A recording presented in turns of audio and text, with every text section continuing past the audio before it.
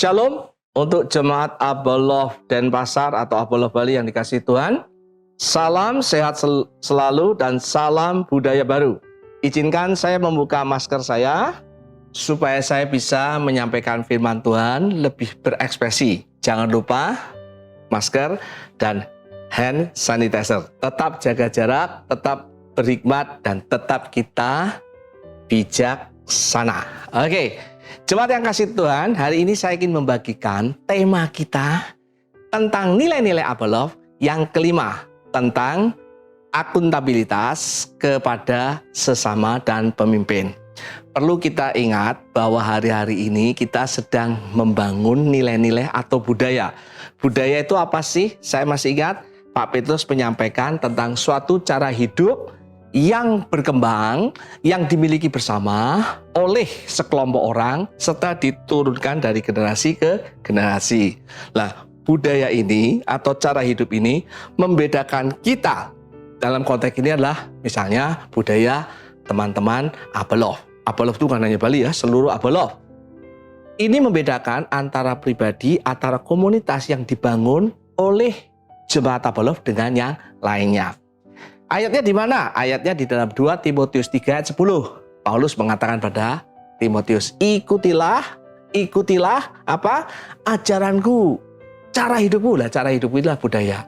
Kemudian diingatkan dalam 1 Petrus 2 ayat 12, Petrus memberikan nasihat kepada orang-orang percaya pada waktu itu, milikilah cara hidup yang baik di tengah-tengah bangsa-bangsa atau orang-orang yang belum kenal Tuhan. Ini membedakan kehidupan kita, cara hidup kita dengan yang lainnya yang belum kenal Tuhan. Tentunya dalam kita membangun cara hidup ini, saya ingin mengingatkan, cara hidup ini kata lainnya atau budaya baru ini apa sih? Adalah cara hidup menurut Alkitab. Cara hidup menurut nilai-nilai apa yang kita percayai di tengah-tengah keluarga besar Abolov.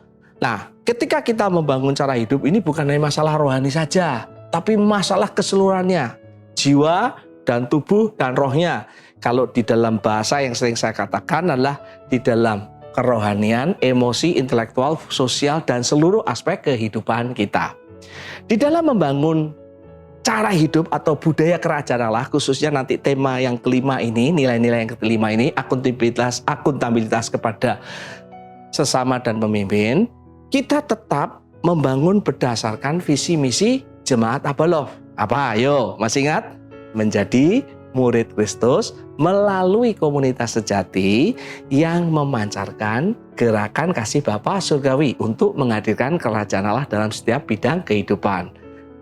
Nilainya apa? Hamba dalam kasih Kristus, dulu namanya hamba dalam kasih persaudaraan. Nah, di dalam hamba itu ada singkatan 5. Masih ingat ya?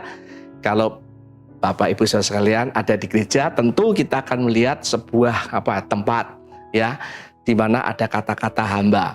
Hamba yang pertama H-A-M-B-A, hidup berpusat Kristus. A, aku bukan pemilik tetapi hamba. Terus M, membangun persaudaraan dalam kasih Kristus. B, beri yang terbaik. Kita sudah bicara 4 hal itu. Yang kelima adalah akuntabilitas kepada sesama dan pemimpin. Bapak Ibu Saudara sekalian mungkin bertanya, ayatnya akuntabilitas itu di mana Pak Beta? Bapak Ibu ketik akuntabilitas, cari di Google atau cari di Alkitab, search ya. Kemudian Bapak Ibu ketik, pasti tidak dapat. Nggak ada kata akuntabilitas. Tapi saya ingin memberikan ayat yang isinya tentang akuntabilitas. 1 Tesalonika 5:11 berkata demikian. Karena itu nasihatkanlah seorang akan yang lain dan saling membangunlah kamu. Seperti yang memang kamu lakukan. Saling membangun. Nah, kalau kata saling diketik, wah keluarnya banyak. Nah, akuntabilitas itu kehidupan saling. Bahkan akuntabilitas jemaat itu dahsyat sekali. Di dalam Yakobus 5:16 berkata demikian. Karena itu hendaklah kamu saling mengaku dosamu. Mengaku dosamu dan saling mendoakan Bayangin saling mengaku dosa. Wah, zaman sekarang kan dosa disembunyikan ya Pak Firdan ya. Ya toh? Saling mendoakan, bahkan supaya kamu sembuh dan sebagainya. Jadi ini ayat luar biasa sekali. Tadi kata-kata saling itu adalah akuntabilitas. Di dalam Ibrani 13 ayat 17, kenapa di situ dikatakan akuntabilitas kepada sesama dan pemimpin, khususnya pemimpin. Di situ dikatakan taatilah pemimpin-pemimpinmu dan tunduklah kepada mereka, sebab mereka berjaga-jaga atas jiwamu, atas kehidupanmu, sebagai orang-orang yang harus bertanggung jawab atasnya. Nah, ayat-ayat itu adalah ayat-ayat tentang akuntabilitas, atau diketik aja kata saling, nanti muncul banyak ayatnya. Tidak semua kata saling berbicara tentang akuntabilitas, tapi di situ kita bisa menemukan tentang akuntabilitas yang menjadi nilai kelima dari Jemaat Apolos secara keseluruhan. Nah, Bapak Ibu Saudara sekalian, kalau kita bisa simpulkan apa? Akuntabilitas itu apa sih? Adalah kehidupan saling. Akuntabilitas itu kehidupan saling, bukan hanya saling, tapi membutuhkan yang namanya komoditas atau persekutuan. Saya ulang, akuntabilitas itu kehidupan saling. Dan itu butuh komunitas, ini penting. Kalau tidak ada komunitas tidak bisa. Kalau Bapak Ibu hidup di hutan sendiri, bertapa di sana, Bapak Ibu tidak bisa dikatakan hidup berakuntabilitas. Akuntabilitas itu hidup saling, dan hidup saling itu butuh persekutuan dan komunitas. Tepatlah demikian Kisah Rasul 2:42 mengatakan, mereka bertekun dalam apa? Pengajaran rasul-rasul, dalam persekutuan. Nah, persekutuan inilah komunitas. Mereka memecahkan roti dan berdoa. Jadi saya ulang, akuntabilitas itu apa sih Pak Beta? Gampang, hidup dalam kehidupan saling. Akuntabilitas adalah hidup dalam komunitas saling. Udah gitu aja, gampang ya Bapak ya. Komunitas saling ini adalah sebuah kebutuhan mutlak atau dasar kehidupan jemaat mula-mula. Dan bukan hanya jemaat mula-mula, sepanjang sejarah kehidupan orang percaya, orang Kristen membutuhkan kata persekutuan. Kita cek di Alkitab, selalu ada kata persekutuan. Nah, kalau demikian, kata persekutuan atau hidup saling ini menjadi sesuatu yang mutlak. Situasinya demikian. Kehidupan ini hanya bisa dilakukan bukan dengan kekuatan kita, bukan kemampuan kita mau atau kita tidak mau, bukan. Ini berbicara tentang kekuatan ilahi. Hidup dasar kekristenan itu ada 4. Pengajaran Roh Rasul dan persekutuan. Ada 2 lainnya. Itu adalah kasih karunia Allah. Caranya bagaimana? Caranya kita mesti menjadi murid Kristus. Muridnya Kristus. Bukan muridnya Pak Petrus. Bukan muridnya Pak Doni. Bukan muridnya Pak Beta atau Pak Ferdinand atau yang lainnya. Murid Kristus. Karena itu syaratnya. Dengan kekuatan ilahi. Makanya kalau kita hidup dalam komunitas atau akuntabilitas, mesti kita percaya Tuhan Yesus. Mesti kita lahir baru. Nah, makanya di Alkitab dikatakan, menjadikan semua bangsa muridku, Matius 28:19-20. Ya, 19-20. Nah, kalau kita bicara tentang kata-kata murid, ingatnya langsung Matius. Saya hanya mengingatkan setiap kita, kata ganti orang percaya itu adalah murid. Jadi, kalau kita ingin menjadi murid, hanya hidup di dalam akuntabilitas. Pertanyaan berikutnya, Pak Beta, di mana dilakukan akuntabilitas itu? Saya ingin memulai yang sederhana. Ingat, bangsa Israel itu adalah bangsa keluarga. Makanya ada pemimpin puak. Suku-suku 12 itu adalah berbicara tentang keluarga. Keluarganya Simeon, keluarganya Dan, keluarganya Levi, keluarganya Efraim, Manasye, itu anaknya Yusuf 2 yang akhirnya menjadi 2 suku di Israel di antara 12 suku. Itu berbicara keluarga. Jadi kalau kita bicara akuntabilitas itu berbicara dilakukan di dalam keluarga. Khususnya jemaat mula-mula pada masa 4 abad permulaan, itu kan tidak ada pertemuan di gedung. Pertemuannya adanya di keluarga. Jadi akuntabilitasnya itu dilakukan utamanya, kalau bahasa makan memakan tuh main course-nya, menu utamanya di keluarga. Jadi kalau ada orang tanya pada saya, Pak Beta, saya tidak bisa akuntabilitas. Ada anak muda berkata tidak bisa. Itu bohong, kecuali Bapak Ibu anak yatim piatu, ya, di keluarga atau di family kita, di keluarga besar kita. Kalau saya katakan Bapak, Ibu, anak-anak menjadi kelompok akuntabilitas yang pertama kali, yang paling dekat. Jadi kalau saya boleh katakan Bapak, Ibu, anak-anak adalah kelompok akuntabilitas. Selain itu di mana aja? Di dalam komunitas. Komunitas apa khususnya? Komunitas pembapak atau mentoring, karena itu sifatnya kan kecil, ya. Ada yang one-on-one. Kalau saya ada kelompok-kelompoknya. Biasanya ada 4 kelompok, 4 orang atau 3 orang. Atau ada beberapa kelompoknya mungkin 5-7 orang. Atau di mana? Di komunitas sel atau komsel. Itu adalah kelompok akuntabilitas. Kelompok komunitas saling hidup, komunitas saling. Nah, kalau di ibadah raya bagaimana? Saya senang Bapak Ibu ke ibadah raya, walaupun hari ini tetap kami dorong, ayo kita ke ibadah raya. Banyak yang belum datang ke ibadah raya, kemarin ibadah baru 94 orang, ya.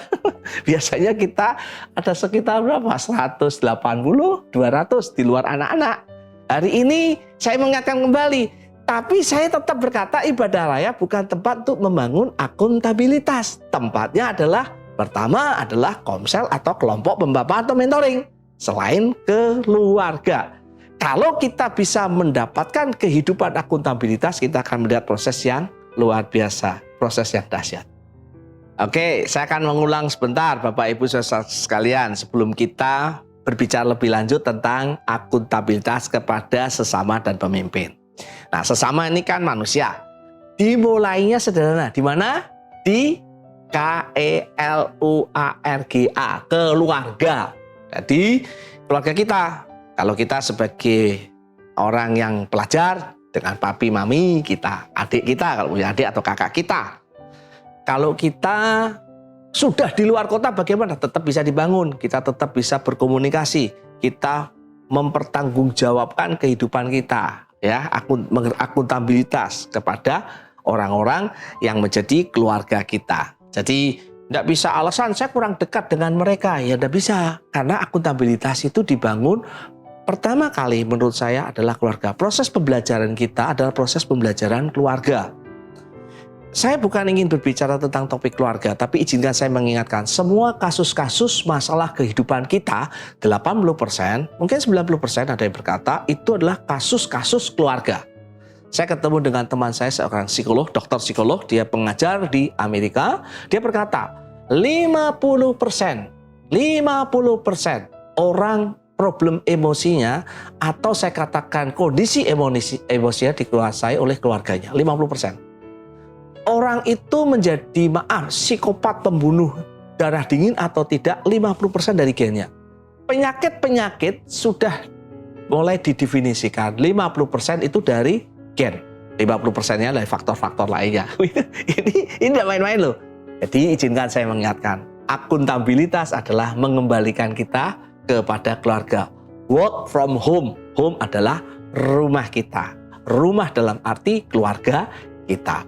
Jadi kalau kita bicara akuntabilitas, itu bicara dengan proses keluarga. Kalau ada anak muda, dia bisa terbuka kepada pemimpinnya, tidak bisa terbuka dengan, ayah ibunya. Saya agak menyaksikan, mungkin keterbukaanmu adalah keterbukaan semu. Kalau keterbukaan itu 1-10, mungkin hanya engkau terbuka 1-3. Kelihatannya engkau terbuka, tapi belum tentu terbuka. Ada seorang ayah, mungkin dia seorang pemimpin jemaat. Dia berkata, saya ini orang yang terbuka. Belum tentu kalau engkau tidak bisa terbuka dengan istrimu. Jadi saya memastikan proses keterbukaan akuntabilitas ini adalah proses yang sangat penting. Ya, akuntabilitas kita harus di dalam keluarga kita. Saya bilang keluarga. Jadi jangan kemana-mana dulu. Tapi Pak Beta, saya sudah terburuk, kalau tidak apa-apa, boleh dengan keluarga kita. Pak Beta, keluarga saya jauh, ya kita mesti bangun. Nah, baru dari proses keluarga, mulai dari komunitas sel atau kelompok pemerintahan. Kelompok pemerintahan menjadi proses sangat penting. Itu tempat kita berakuntabilitas. Itu saya sebut sebagai extended family. Ya, gereja itu extended family. Jadi kita mesti ingat dalam proses hari ini, kita mesti menyadari di mana kita belajar akuntabilitas. Nah, apa sih yang dilakukan dalam proses akuntabilitas ini? Pemimpin kepada keluarga. Akuntabilitas dilakukan ya tadi, Kisah Rasul 2:42. Kita melakukan 4 hal. Pengajaran Rasul-Rasul, persekutuan, kita membangun persekutuan, kita mengajar pengajaran Rasul-Rasul, kita memecahkan roti itu, mengaplikasikan hidup salib, ya, mengaplikasikan hidup gaya hidup Kristus, gaya hidup salib, dan kita mendoakan. Akuntabilitas tempatnya di situ. Nah, apalagi yang dilakukan? Hidup saling. Nah, saling apa aja? Di situ dikatakan saling menasihati, saling membangun, saling mengajar, saling memberi, saling menguatkan, saling menghibur, saling menegur. Wah, ya, itu di Korintus dikatakan 1 Korintus 26. Tetapi ada satu yang sangat penting, dimanapun juga tentang kehidupan saling. Saling apa? Saya katakan tadi saat Yakobus 5:16, saling mengaku dosa, saling mendoakan. Saya ingin menyimpulkan, kata-kata penting dalam akuntabilitas adalah keterbukaan. Keterbukaan. Ingat, kita ada ESC, Excellent Service Quality. Mungkin jemaat atau mungkin ada penonton yang atau rekan-rekan melihat YouTube ini, di Apollo ada namanya spiritual journey, perjalanan rohani, di mana kita ikut camp atau bisa tidak ikut camp. Ada sebuah moto, keterbukaan adalah awal pemulihan. Keterbukaan.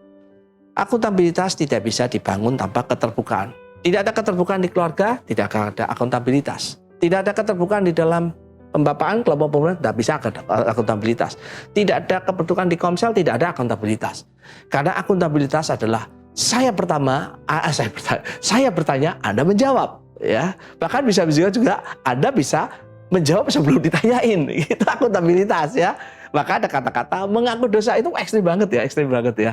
Kalau di dalam koridor denominasi tertentu, orang percaya hanya pemimpin saja yang mendengarkan tentang pengakuan dosa, tetapi di sini dikatakan saling mengaku dosa. Artinya keterbukaan menjadi proses yang sangat penting.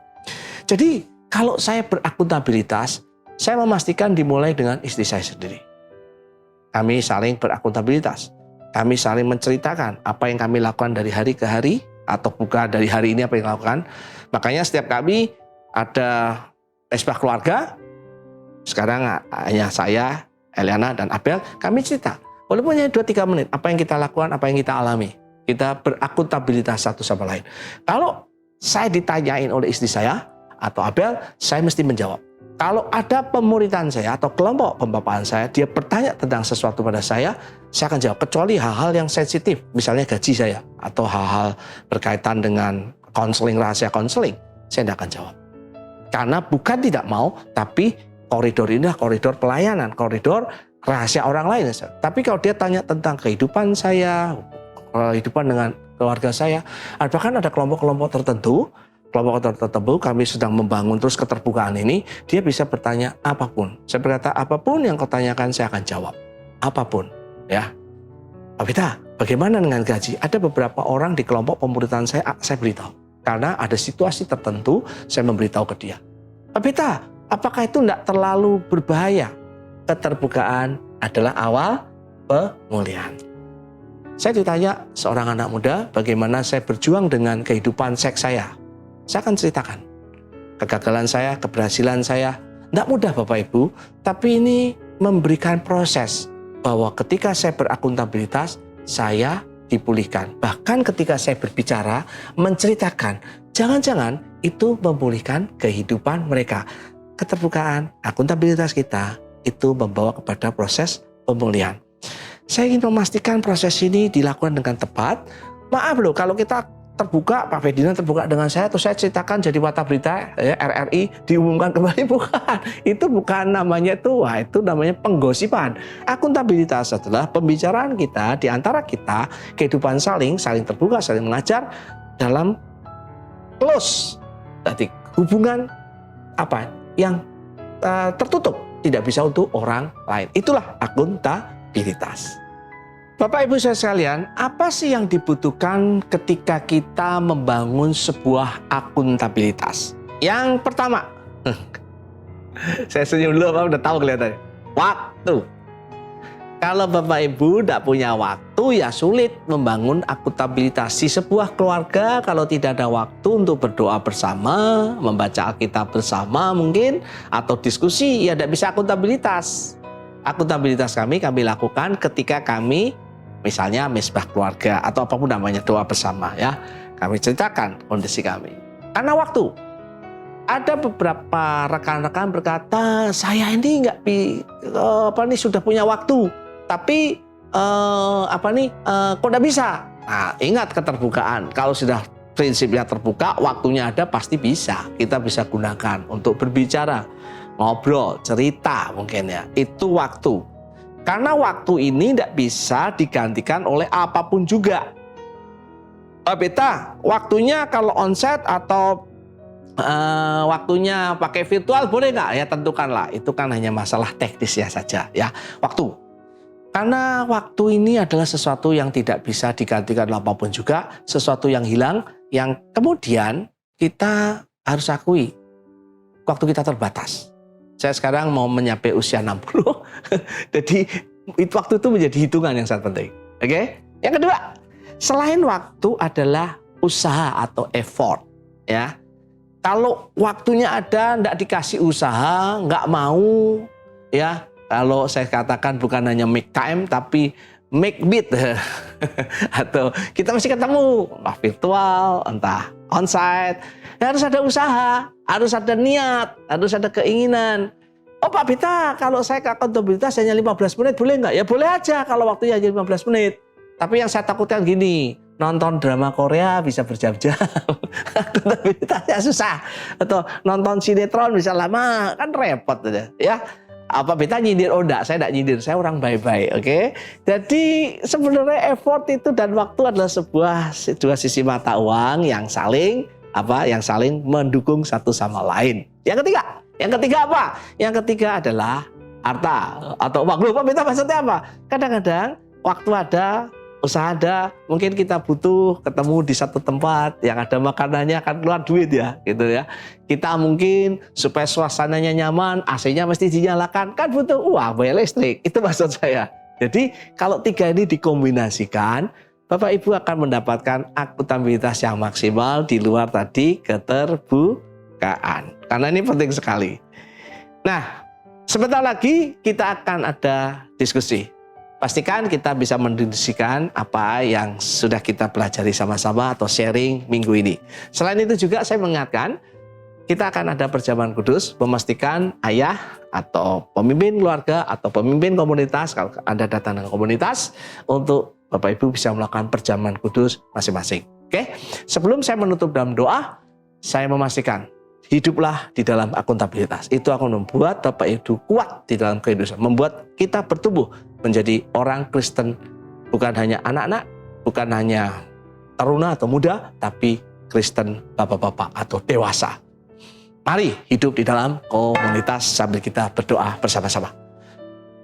Kami bersyukur untuk firman hari ini, kami bersyukur Engkau sudah mengingatkan kami kembali tentang hidup di dalam akuntabilitas, hidup di dalam komunitas saling.